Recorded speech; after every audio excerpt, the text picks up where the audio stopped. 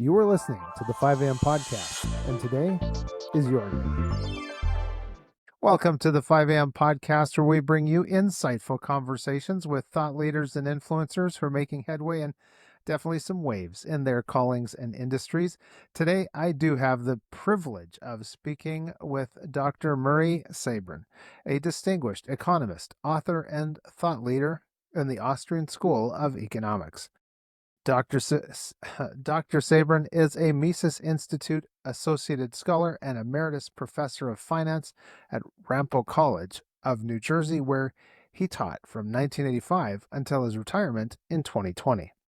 He holds a PhD in economic geography from Rutgers University and had the rare distinction of having the legendary Austrian economist Murray Rothbard serve on his dissertation committee.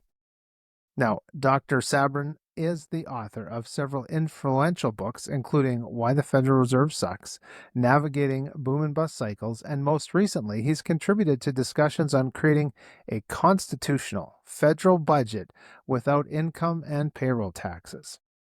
His insights on monetary policy, business cycles, and economic freedom have made him a respected voice in both academic and public policy circles.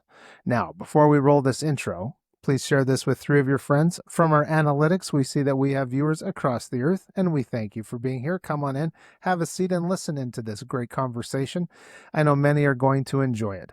I also want to thank those who've given a 5-star review for their favorite on their favorite podcast player for 5 a.m. podcast. And of course, need to thank those who ventured over to buymeacoffee.com/5am podcast for those virtual cups of coffee this week and last. We do appreciate the support. Now, let's roll that intro. Dr. Murray Sabrin, welcome to the 5 a.m. podcast.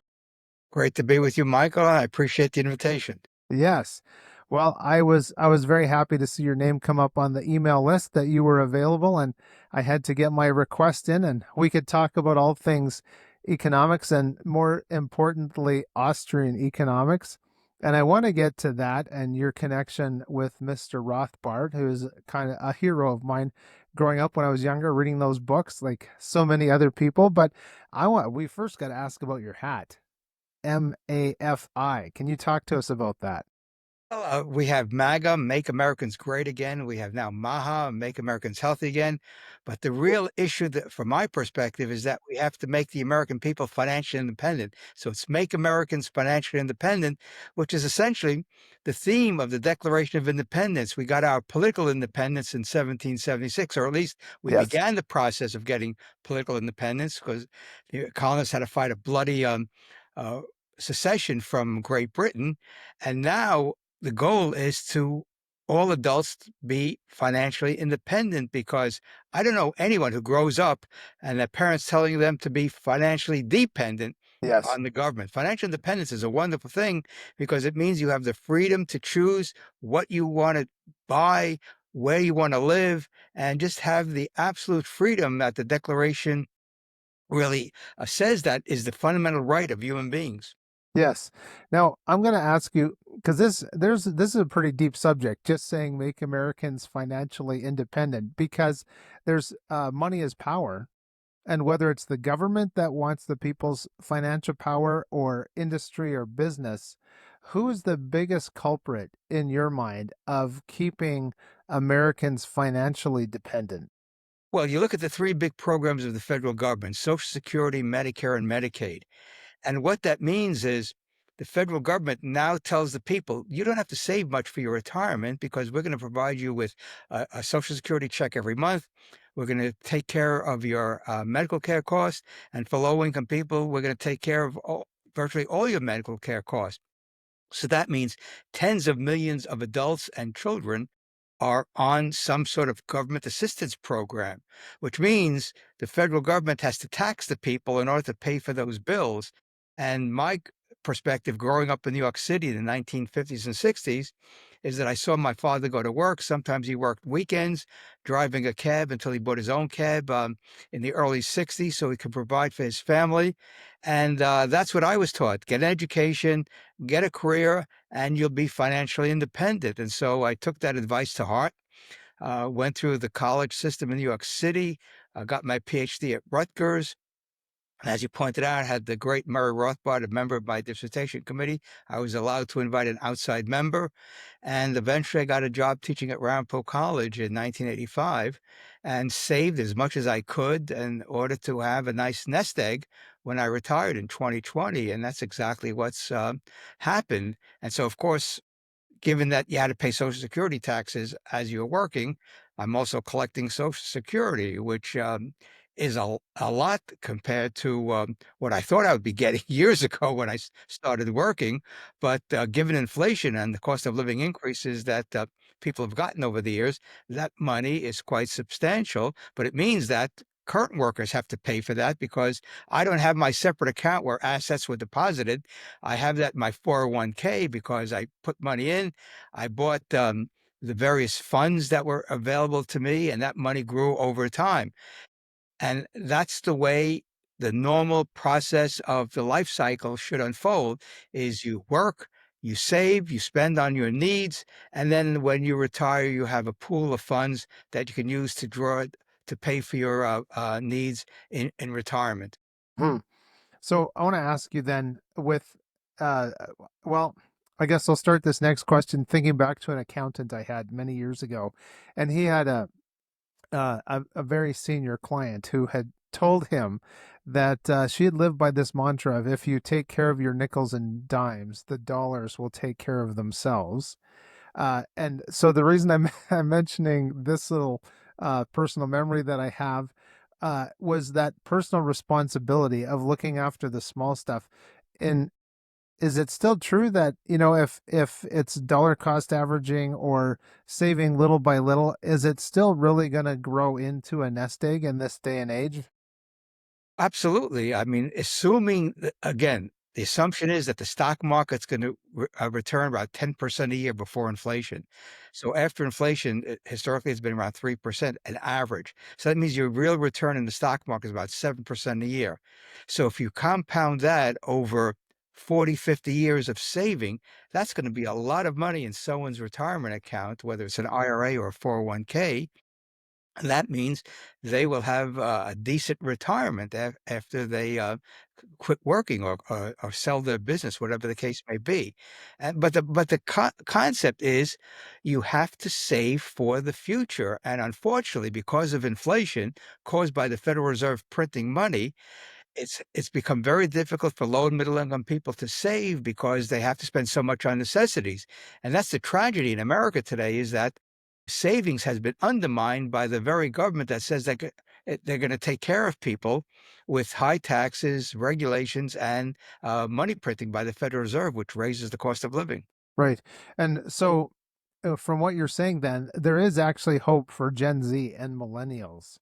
Uh, is there a piece of maybe advice as those people in their 20s and maybe early 30s are cringing at the thought of retirement and think there'll be nothing left? Is there any hope for them in the future? Well, this is really comes down to of personal preference. I mean, I got married very young. I was a year out of college. My wife had still a year to go, and we got married in 1968. And so I was teaching. I left teaching in 72 to become a full-time student. She started working in the New York City school system. So we had 2 incomes for a few years, and then we only had 1 income. So that means we had to be very frugal in what we were spending our money on and save as much as we can. And then when I started working at the college in 1985, I maxed out on my 401k, which meant a lot of money went into my retirement account. So you have to have the discipline.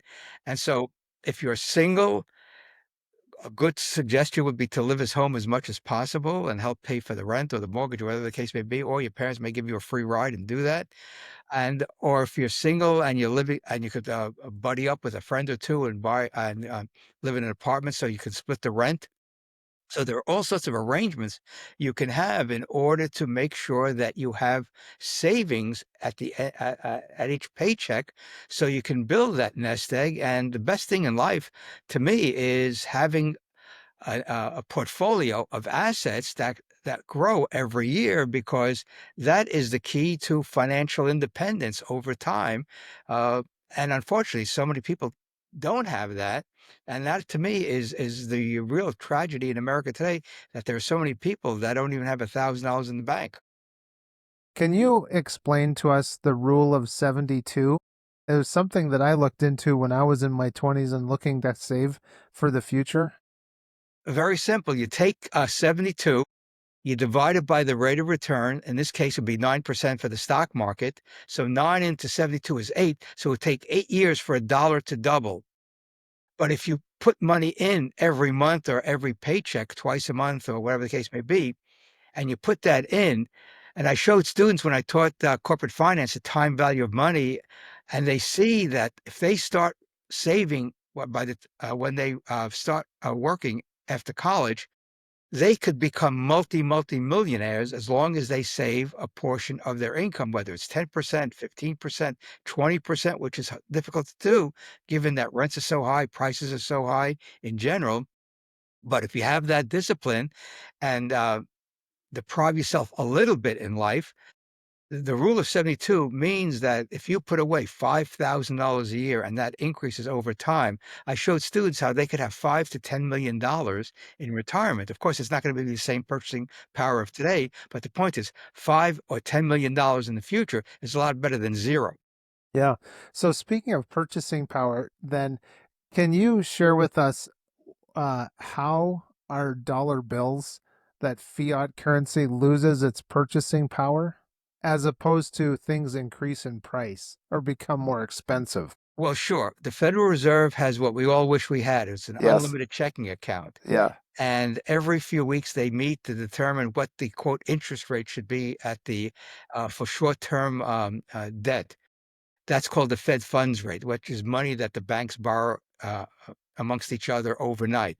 And the Fed has an impact on that by buying or selling of treasury securities, which impacts the level of reserves in the banking system, which then which then give the banks the determination to find out what interest rate they should charge their borrowers. Gotcha. And so essentially, the Federal Reserve creates money. It did this in a huge way in 2020 to deal with COVID because the federal government was spending so much money. The Federal Reserve stepped in, bought up a lot of this debt, and trillions of dollars entered into the economy. That money is in the banking system. Interest rates are low. So when interest rates are low, people borrow from the banks and other institutions to buy real estate, and real estate prices have skyrocketed since Yes. 2020. People can borrow money to buy stocks and bonds and other financial assets. And so those prices have gone through the roof the past few years. So the major beneficiaries of the Federal Reserve's easy money policy of keeping interest rates below what they otherwise would be in a free market is to create a boom, a bubble, if you will, in stocks, bonds, collectibles, and real estate. And we've seen this unfold for the last 5 years. Right. And so you just mentioned kind of that overnight. And I think in terms of, we know the hours that our stock market is open, and of course they have after hours trading. And then there's these other things that go on overnight. It seems like the banking system doesn't rest because they need they need to make those profits. But I wanted to ask you about that US government debt, or even in my case could be Canadian government debt, and you have in the States the Federal Reserve, but there's actually kind of a chain of custody of this money that goes through a lot of hands, and there's people that make money along the way. Can you talk about maybe their ill-gotten gains? I'm not sure, you would know better than I. But can you talk about how that Federal Reserve actually does suck? Well, what it does, it has this enormous power to uh, impact interest rates. And so when you impact interest rates, you set into motion people's behavior in the marketplace, which tends to drive up prices and create unsustainable economic conditions. We saw this in the 1920s. You had a lot of good things happening in the 1920s, but the Fed was pumping so much money in. The stock market had a huge boom. The real estate market had a huge boom. And then when the Fed got nervous about unsustainable prices, it pulled the plug and prices crashed in October 29, and the prices didn't bottom out till several years later.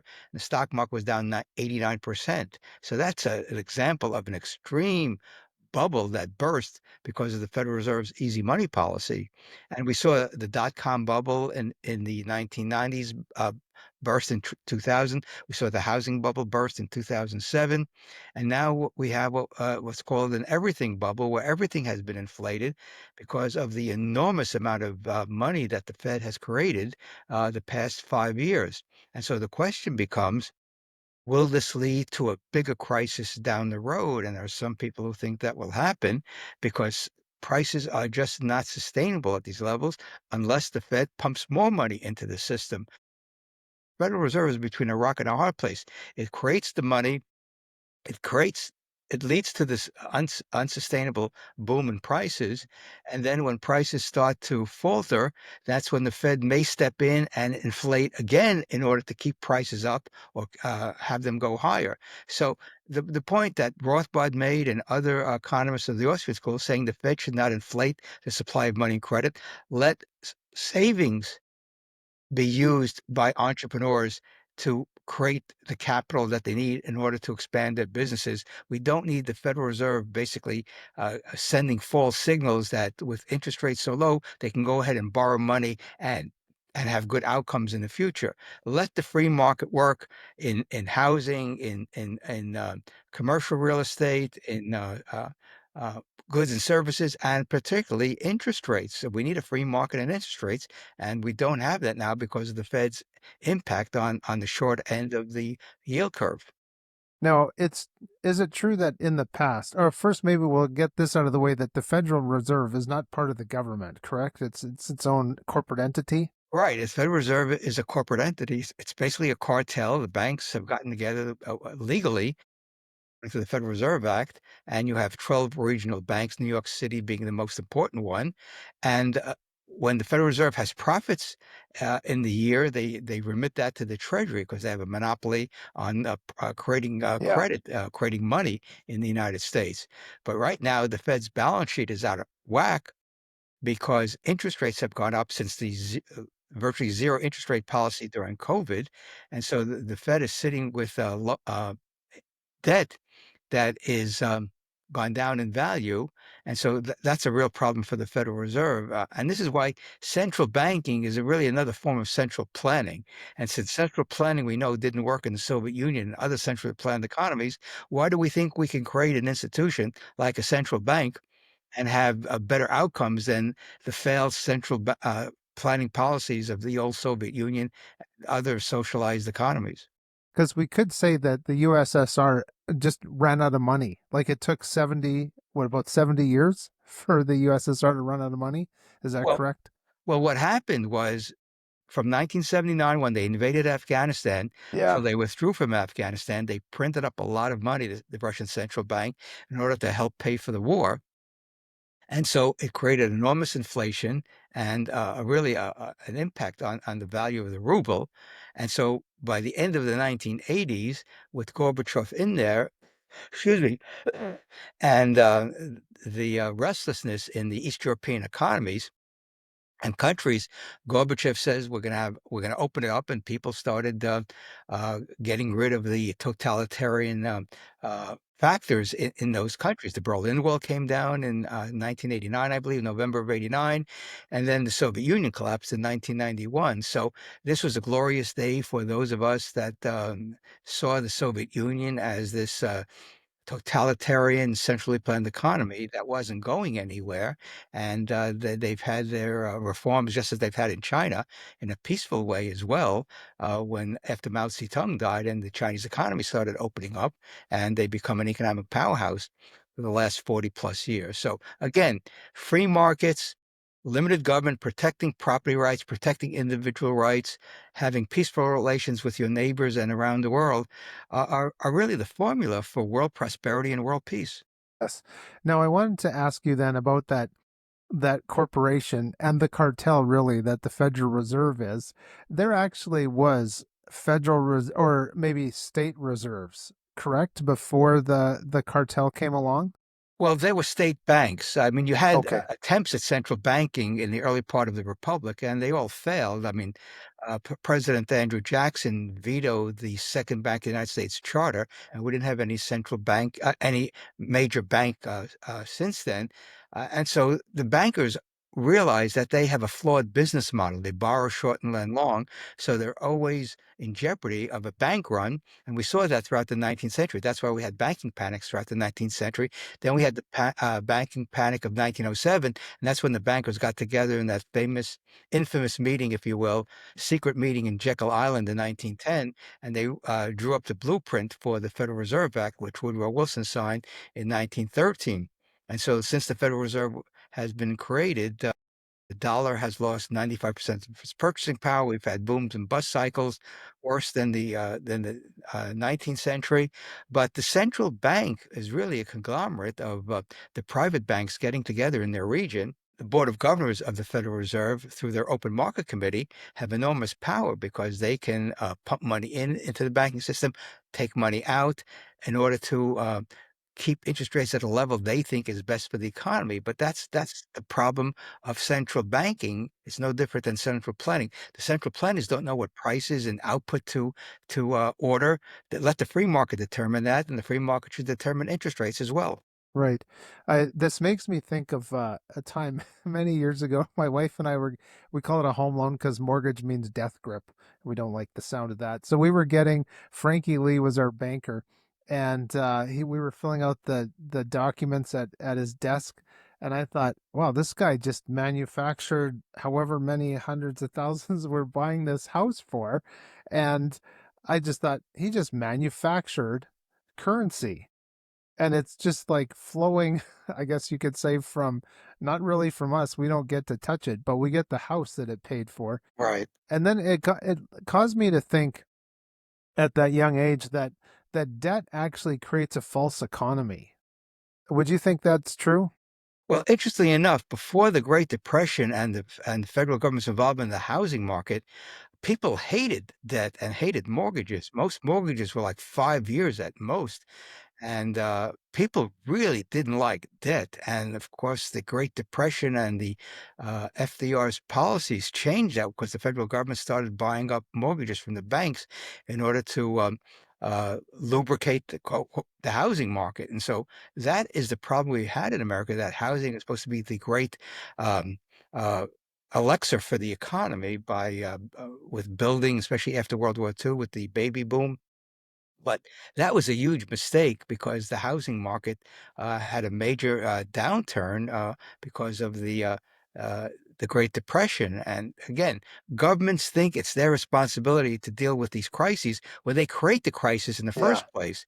It's like the arsonist telling you how to avoid house fires when they keep on setting them. Yes. And so we need to get the government out of the economy as much as possible. That's what Rothbard taught us, Mises before him, and other Austrian school economists, is that government intervention is deleterious to workers, to savers, to business people, and so we need to get it out of our mind that the government has solutions for the economy. They don't have solutions. They create problems. And one of the best books on this, which I first read in the early 70s, is Henry Hazlitt's Economics in One Lesson, where he demolishes the whole notion of that government intervention somehow can create good outcomes for the economy. Right. And that is a wonderful book. I got to say, ladies and gentlemen, I'm just going to do a little call to action here for you to leave something in the comments. I got to say, Henry Hazlitt's book, Economics in One Lesson, I think I've read that probably 3 or 4 times over the last several years, 15 years or so. It is an excellent book. Murray, I do want to ask you about Jerome Powell. Can you give him maybe a letter grade on how he's done to date? And do you think that he might be shown the door by President Trump? Well, during COVID in 2020, I give him an F because he and the Federal Reserve created trillions of dollars, which then gave us much higher inflation 2 years down the road. There's always a lag between the money that's created and the impact on prices. Then the Fed decided to cut back on the amount of money in the economy, raised interest rates from virtually zero up to 5%. and the rate of inflation came down from 9% to roughly 3%, 2.5%. But in a free market economy, prices tend to go down. That's the beauty of deflation, natural deflation. So Jerome Powell is doing what Fed chairman and his colleagues do all the time, is they try to set the interest rate that they think is the appropriate rate for the economy. And that is not what they can do successfully, because by doing what they're doing, they're creating the boom bust cycle. That's right. That's why I wrote the book, Navigating the Boom Bust Cycle. Is business people need to know where we are in the cycle and how it's going to impact them. And now, of course, we got tariffs on top of that, which is causing great uncertainty in the business community. And a lot of small businesses are going to go under if these tariffs stick for any length of time, because it's hard to plan when you don't know what inventory level you should keep. You don't know what the input prices will be. And this is the great uncertainty of economic policy that keeps on jumping around rather than allowing the free market to work, which makes it easier for business people to plan. You have to worry about taxes, regulation, monetary policy, and now you have to deal with tariffs. So all these things affect business decision makers. Right. So President Trump likes to play golf. So did he do a massive hook or a slice with bringing in these tariffs, or even bringing the idea of tariffs to the table? Yeah, tariffs are essentially taxes on imported goods. They're basically a sales tax. And the higher they are, the more difficult it is for importers to sell their products at a decent price to give them a profit. And so, personally, I would recommend that Trump do something that is so out of the box that no one in the administration or any economist in the country is thinking about. He should call for no tariffs on imported goods. However, he should also call for eliminating the corporate income tax, which would make the United States the greatest free market economy in the world by being a magnet for capital all around the world. And this way, jobs would explode in America without having to do the so-called great deals that he's trying to do with countries around the world. I mean, if you're an overseas manufacturer and you can pay no income tax in the United States on your production, there is a huge incentive to come to the United States and find empty factories, repurpose them for your own manufacturing, or do a joint venture with companies in the United States. This would be the great boon for the U.S. economy without the angst that we're going through now with his attempt to try to negotiate tariffs. When another country imposes tariffs on American goods, that those countries are hurting their own consumers. So that's not our responsibility. That is the people in those countries' responsibility to tell their leaders, cut the tariffs so we can buy cheaper goods than we otherwise would if you keep these tariffs up. But this is why tariffs create so much tension. In fact, there's evidence that the tariffs of the 1930s was one of the primary causes of World War II. Well, that's interesting. That's a really, um, I think, proper way to look at that. Actually, is to understand money flow in which direction. And I wanted to ask you too about if you would see that there's maybe one of the states within the union that actually has their economic policies dialed in, and or maybe there's some that are really big disasters. Well, here I am in Florida. There's no income tax. The sales tax is not out of line with many states around the country. The regulations are fairly minimal from what I gather, since we've only been here a few years and I haven't been able to do a deep dive on all the regulations in the state. People are moving here in droves compared to other states. California is a basket case with high taxes, high regulations, and companies are leaving left and right. People are moving to Nevada, where there's no state income tax, Texas, no state income tax, Tennessee, no state income tax, and Florida, no state income tax. So again, taxes have a major impact on people's decision to where to locate, where to retire, where businesses want to go for having a good workforce, a friendly business environment, um, good housing for their employees. So again, uh, the point I made in my recent Substack article is that markets are more powerful than politicians and governments, because once something happens that the government does in order to try to affect the economy, The markets adjust, sometimes very rapidly, sometimes a little bit slower. But the point is, governments cannot rule markets. Markets are the final arbiter of economic activity. Yes. And so, um, speaking of your Substack, I still have a few questions for you, but can you tell our listeners how they can get in touch with you? Sure, murraysabrin.substack.com. I try to post a couple times a week, links to interviews like this that I've done, plus commentary on the current economic events that are unfolding. And again, my perspective is pretty simple that I've been really articulating for quite a long time now, is that markets are the best way for resources to be allocated, for prices to be reflecting supply and demand in the marketplace, and for capital being the underpinning of prosperity. I mean, these are simple concepts that you should be learning in Economics 101. And when I taught financial history of the United States, and we went through how the financial system evolved in the country, the students just loved the course because it gave them a perspective that they otherwise would never have gotten, either in a history course or a finance course. And so we put it all together, and many of them complimented me how what they learned is going to help them in their careers. Yeah. And thinking of that younger generation, and we just talked about tariffs and their investing strategies. And we didn't specifically mention this, but businesses need that cost certainty. Sure. And what I did want to ask you about a little further is what would your ideal vision or role, if any, should there even be a Federal Reserve, or should that organization still have a role to play in the American economy? Well, Professor Rothbard wrote a great little monograph years ago called The Case Against the Fed, where he outlines how the Fed is undermining prosperity.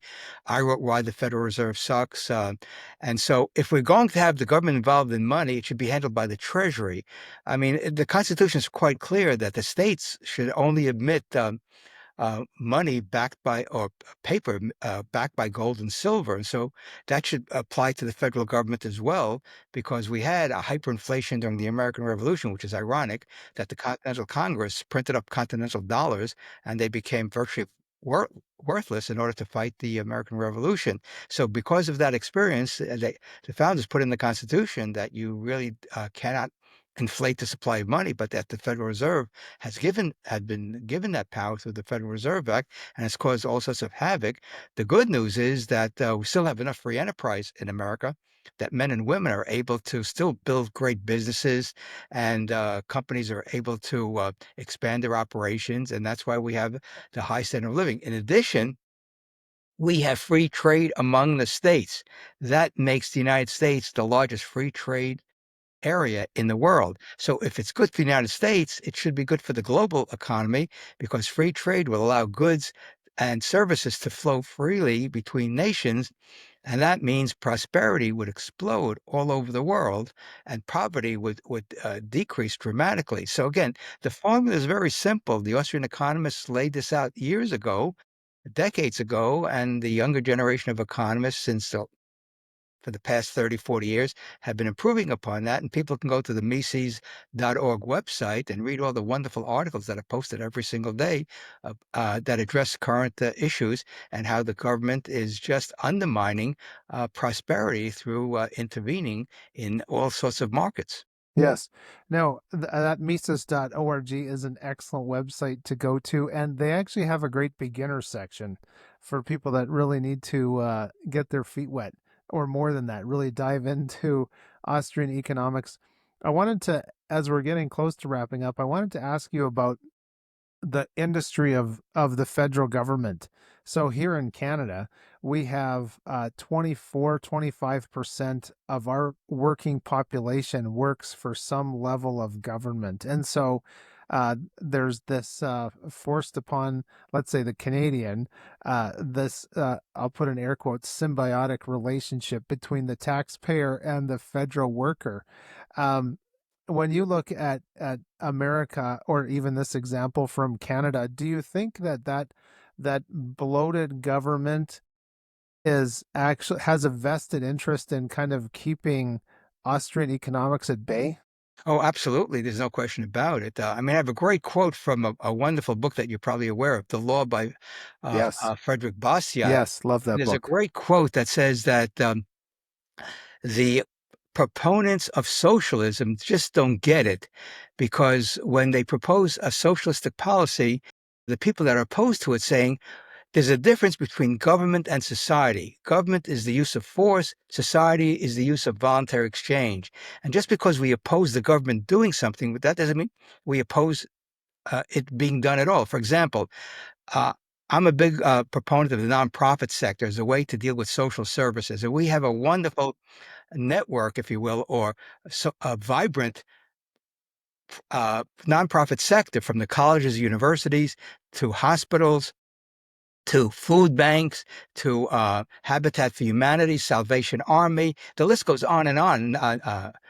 Local medical centers funded by donations. And this is the quintessential American way. People helping people at the local level without the need to have a middleman, the government that takes money from people and gives it to other people. And Thomas Jefferson really spoke about this in a wonderful quote, and I memorized it because it's so brilliant. He says, to compel a man to furnish funds for the propagation of ideas he abhors is sinful and tyrannical. And that to me is the freedom of conscience concept that is underlies America, that people shouldn't be forced to pay for something that they don't believe in, no matter what the issue is, even though it may be worthwhile for some people, but for some people they don't want to participate in it. So again, freedom of conscience will give us a much stronger economy as people spend their money as they see fit, not how the government and the bureaucrats see fit. That's right. And so because we were mentioning a few different authors, I want to mention, and I think this ties in perfectly with what you just said. Henry Hazlitt said the surest way for a poor nation to stay poor is to harass, hobble, and straitjacket private enterprise, or to discourage or destroy it by subsidized government competition, oppressive taxation, or outright expropriation. And that it just seems like truer words could not be spoken. There are so many quotes I've collected over the years about government and spending and taxes and interest rates. Um, it all boils down to is what is the role of government in a free society? That's really what it comes down to. And the Declaration gives us ideas. The Constitution tells us in Article 1, Section 8, what the government is allowed to spend money on, the enumerated powers of the federal government. And most of the federal budget is not enumerated in the Constitution. So that is the constitutional crisis we're facing. And I wish President Trump would read the Constitution, especially Article 1, Section 8, and say, we've got a problem. We have too much debt. We have too much spending, too much regulation, too much manipulation of the economy, and we need to go back to the ideals and principles of the old republic. Right. And that's why I think, well, we heard the lie during the Obama era, one of many, of that the Constitution was a living document. No, it's like the Latin language, it's dead. And what that means is it means what it says and it can't be changed. Correct? Well, the example I would give is when the prohibitionists wanted to ban the manufacture of alcohol and the sale of alcohol, they knew they had no constitutional authority to do so. So they got the states to pass the 18th Amendment, and prohibition became the law of the land. And we know what that led to. It led to organized crime, murder incorporated, and all the negative consequences of prohibition. So again, even the big government types realized in the old days that they couldn't just use the law to have an agenda. They needed to go to the amendment process. And so today, we don't do that. When it comes to spending and regulation, the federal government just passes laws and it becomes the law of the land, even though it Yeah. has such negative consequences. Right.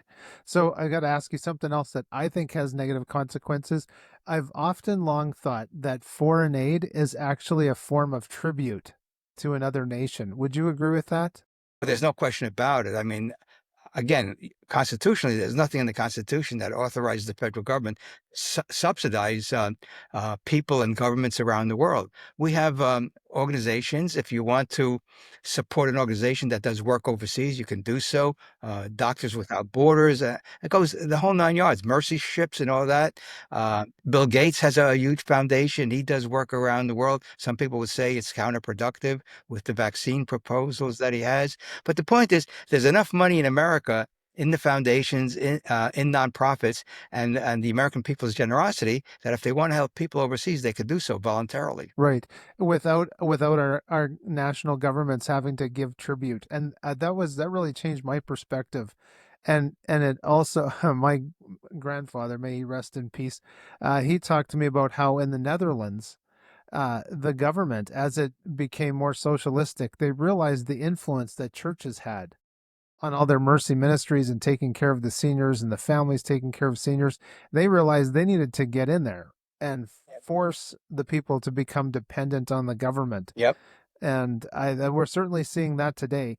And unfortunately, we have to wrap things up, but I would love to get your parting thoughts of something that we can take away from this conversation. Well, essentially, government has gotten so big that it's financially unsustainable. The budget is out of control. The national debt is reaching levels that is just unconscionable. The interest on the debt is the fastest rising component of the budget, and historically, when countries have had that situation, they've gone belly up. It doesn't mean the dollar and the federal government will go belly up. It just means the dollar will probably go down in value over time, and we're going to have to do a restructuring of the federal government, and hopefully that'll happen soon. Otherwise, there's going to be a lot of pain. When more and more people are going to realize that the government can't pay all the benefits that they've been promised. Right. So one other question that I wanted to ask you, I was just thinking about those up and coming generations where there is hope for them with investing and with principled, disciplined living. But could you give us maybe this your brief take on good debt versus bad debt as people are kind of building their lives? Yeah, I mean, one way you can really reduce your debt, especially with automobiles, is try to buy a 2, 3 year old automobile that at a much lower price than a brand new car, and try to buy it with cash if you can. That's one way to not be in debt with an automobile. For housing, I mean, it depends on where you live in the country because housing prices, as you know, are all over the place. California has high prices, New Jersey, New York, Connecticut has high prices. Even here in Naples, Florida, prices have gone through the roof the last 5 years. So you got to be very prudent in your expectation of what you can afford, and you should not spend virtually most of your paycheck on either rent or a mortgage because that is not going to give you a good financial outlook if you're spending so much on real estate, but you should be saving a good portion of your income. I would say minimum 10%. I was fortunate enough to save 25% of my income and put that into a 401k. So 10% would be the minimum that people should aim for, and then ratchet that up over time in order to build that huge nest egg so then they become financially independent. Right. Yep. And so I guess something I just thought of as you were talking, should it be that you could purchase property like a house or a condo townhouse with zero down? That is really difficult. I don't think there are programs like that anymore unless it's government subsidized. I mean, right now, I think in order to be conforming with government mortgage programs, you have to put at least 20% down because so many institutions got burnt with zero mortgages during the Yes. housing bubble that 20% would be the minimum. Obviously, you should try to do it with more in order to Yes. reduce your monthly expenses. So between property taxes, insurance, and maintenance and all that, buying a house or a condo is expensive in certain parts of the Yeah. country. And that's why I think a lot of young people are renting these days, maybe with an option to buy. That's another possibility. So again, a lot of intelligent entrepreneurs are coming up with different ways that people can get into decent housing without having to put a lot of money down. Right. Great. Well, there you have it, ladies and gentlemen. What a great conversation we've had. Please be sure to check out Murray's Substack and also the Mises.org. You can even go /podcast, and you'll find more from Dr. Sabrin and a lot of other smart people over there at the Mises Institute. A lot of great resources. Murray, a sincere thanks for joining me today for the 5 a.m. podcast. Well, thank you for inviting me, Michael. I appreciate the time we had together. Absolutely. It's been a great conversation. And viewers, thank you. And listeners, thank you, wherever it is that you are. And as I asked at the top of the show, if you could share this out with 3 of your friends, we would appreciate that. And don't go the extra mile for 4. 3 is plenty. And if I haven't already, definitely ask for a 5-star review on your favorite podcast player. And of course, I got to thank those people that went over to buymeacoffee.com/5am podcast and got us those virtual cups of coffee. We do thank you for your support, whatever it may be. And until next time, may you seize your day and enjoy those sunrises and sunsets. I'm Michael Klassen.